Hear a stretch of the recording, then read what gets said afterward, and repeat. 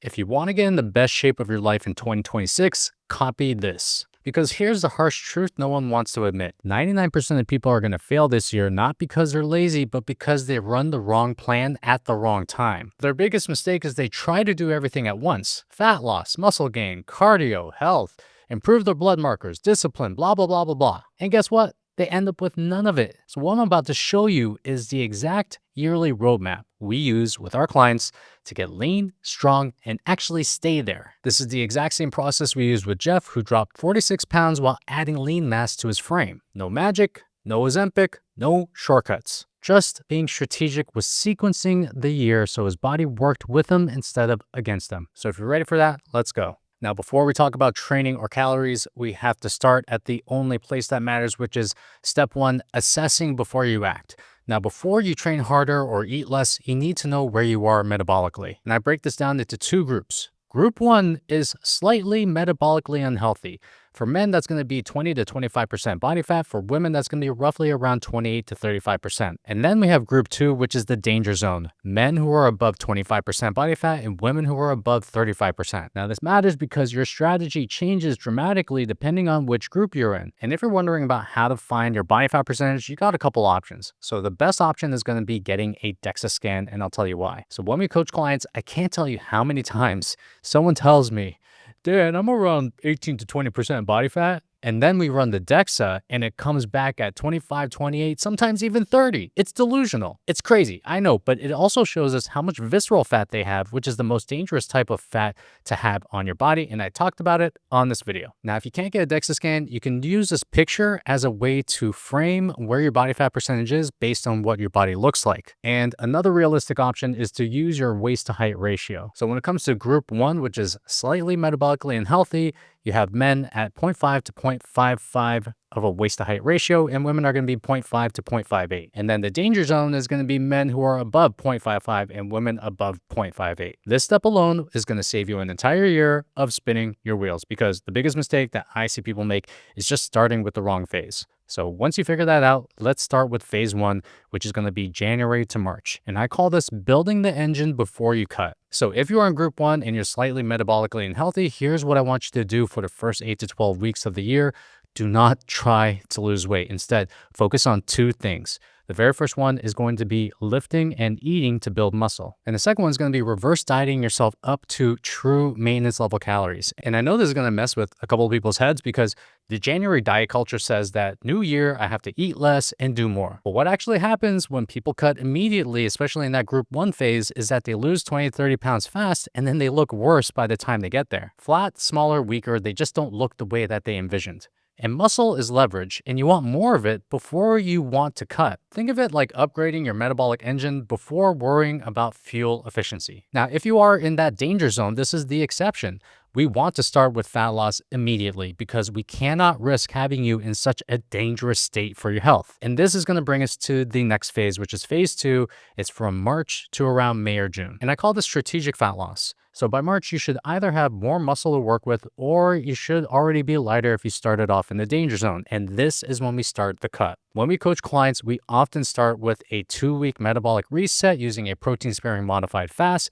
It's very high protein, very low fats and carbs, and I talked about it on this video over here. And I have to let you know, the paradox to losing weight is that you can actually do some unsustainable things in the beginning that will actually set you up for better results in the end. And when people do the 2-week metabolic reset, they routinely drop 7 to 15 pounds in around 2 weeks while preserving muscle. And by the way, if you want a free guide to the protocol that we use for the 2-week metabolic reset, comment below pounds and I'll send it to you. After the 2-week metabolic reset, we want to reverse diet into a controlled deficit, which is usually around 500 to 700 calories, depending on your body fat level. So you're still heavy lifting, your protein still stays high, and your muscles stay protected. Now, for people in group two, the next part is going to be critical, and I'm just going to be blunt with it.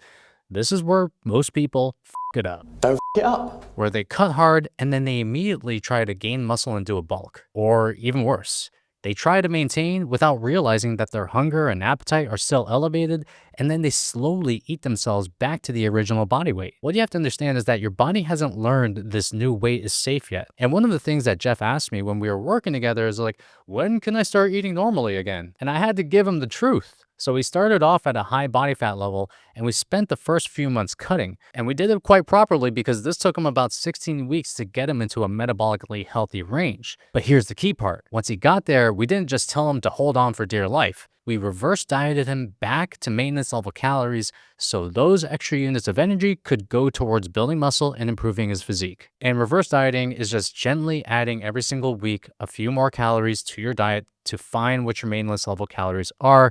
Now, I'm going to be talking about this in a future video, so just make sure you're subscribed to get that. Now, when he reverse dieted and found his maintenance, this actually set him up for the next and most fun part of the phases, which is what I call the maintenance, muscle, and flexibility phase. And this is roughly going to be around June to August. So by the summertime, your job changes. Your calories come back to maintenance, your training focuses on building muscle with those extra calories, and your diet gets more flexible. And why is this? Because you're leaner now, which also means you're more insulin sensitive. And if we did it right and adding lean mass to your frame, you are more metabolically healthy. You finally have room to enjoy life without losing control. And this is another breaking point for people. This is the point where they either stay too rigid and burn out, or they go completely off the rails. To the break it down, yo! Maintenance and flexible eating is a skill, and this is where it's built. So our job is to enjoy the summer, train hard, and learn what it means to live and eat like a normal human being while having your cake too. Now, the final phase is where you're going to have a choice. This is going to be September and onwards. And this is what I call specialization season. Now, we pick one focus, and you have one path that is adding lean mass to your frame. So if your FFMI is low, this is the move, and FFMI is your fat-free muscle index. It just means how much muscle do you have on your body, and usually you want to be around the good to great range. The second path is to improve your cardiovascular capacity. So if your muscle is solid, then we want to work on VO2 max and improving your cardio engine to upgrade your body. Either way, your body fat is going to remain stable, and if you're adding lean mass, you don't need a massive bulk.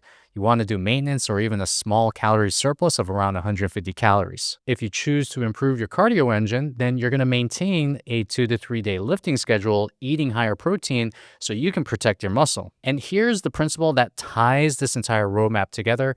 Focus is a magnifying glass. When you try to optimize everything at the same time, nothing gets enough energy. But when you give one goal an entire season, it compounds. So this is the roadmap we use to build high-performance bodies that actually last. And this also reminds me of something I learned when I was doing Brazilian Jiu-Jitsu, when an instructor told me that the right move at the wrong time is the wrong move. So when you phase out your transformation seasons, you're doing it not frantically, not extreme, just in the correct sequence. And if you want help applying this to your body, we're opening up limited coaching spots.